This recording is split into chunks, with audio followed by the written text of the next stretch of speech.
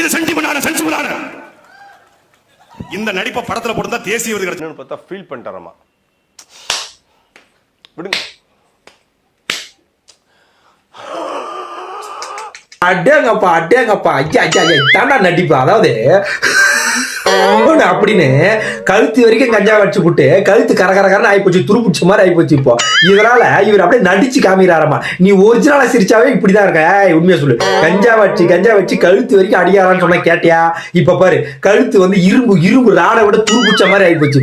இப்போ இதுல என்ன ஹைலைட்னா, இப்படி இந்த ஆக்டிங்க கொடுத்தாரு பாரு. எனக்கு என்ன தெரியும், ஒன்னே ஒன்று தான் ஞாபகம் வந்தது. அண்ணன் செங்கல் சைக்கோ இவரை ஒரு நாள் கட்சியை விட்டு நீ கட்சியும் வேணாம் ஒண்ணு வேணான்னு குச்சிகாரமான அடிச்சு தொத்தனா இருப்பாரு. அப்படியே குப்பர் அடிச்சு காலில் வந்து இந்த கடகோடி தொண்டனை கை விட்டுறாதீங்கன்னு காலில் வந்து கதர்ன அதே எமோஷனோட அப்படியே வந்து அப்படியே பெர்ஃபார்மன்ஸ் பண்றாங்க பாருங்க. அட்டா நீ தாண்டா பெர்ஃபார்மன்ஸ் நாயகன், நகைச்சுவை நாயகனே நீ தாண்டா. ஜோக்கரே வாங்க ஐயா அப்படியே இந்த நகைச்சுவை பண்ணி அப்படியே நக்கல் அடிக்கிறாராமா. அதாவது 4 அடிக்கு பள்ளம் தோண்டி நீ சொல்ற நகைச்சுவையில அது உள்ள புதைக்கணும், இல்லைன்னா உன்னை அந்த நகைச்சுவையை சேர்த்து எடுத்து போய் நாட்டை விட்டு தூக்கி அடைச்சிட்டு வரணும். அந்த மாதிரி நகைச்சுவை பண்ணின்னு அறுது பழசான ஜோக்கு நம்ம அறமூர்த்தி ஆதவனையும் மிஞ்சிடுவான் போது நகைச்சுவை சொல்றதுல. ஜோக்கரு ஏன் ஜோக்கர் இப்பெல்லாம் பண்ணிட்டு இருக்க? சோக்கர்ரா நீ கேட்டாலும் என்ன திட்டினாலும் புரிய மாட்டேங்குது. மூளை வளர்ச்சி வேற கம்மியா இருக்கு, என்ன பண்றது?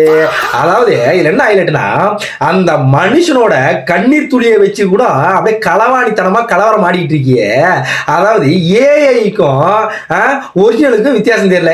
அந்த பேப்பரை அப்படியே ஏஐல வந்து அப்படியே கன்வெர்ட் பண்ணி கலவரம் ஆடிட்டு இருக்காங்க. அப்படியே இதுல என்ன ஹைலைட்னா, அந்த ஏஐ வச்சு இப்ப இருக்கிற ஜெனரேஷன்ல ஏஐல வந்து ஏலியன்ஸ் கூட வர வைக்கலாம். ஆனா அந்த ஏலியன்ஸுக்கே டஃப் கொடுத்து அந்த ஏலியன்ஸ் ஒரிஜினலா நீங்க ஒரிஜினல்னு பார்த்தா அந்த ஏலியன்ஸ் கூட ஒரிஜினல் சொல்லலாம். அந்த ஏலியன்ஸ் ஏன்னு கேட்டா, அந்த ஏலியன்ஸை வந்து ப்ரோக்ராம் பண்ணி புழு விட்டா கூட அதை விட மேல போயிட்டு நீங்க ஒரு படி புழுவி தள்ளி அந்த பூலோகத்தை சாய்ச்சிருவீங்களா? டேய் நீங்களா யாருன்னு எனக்கு தெரியும். அப்படியே அந்த மனுஷனோட கண்ணீர் துளைகள் அப்படியே வந்து நக்கல் அடிக்கிறாராமா. உன் பட்டாப்பட்டி டவுசரு கிழிஞ்சு போற அளவுக்கு உன்னை அடிக்கலனா என் பேரை நான் மாத்தி கேட்டா.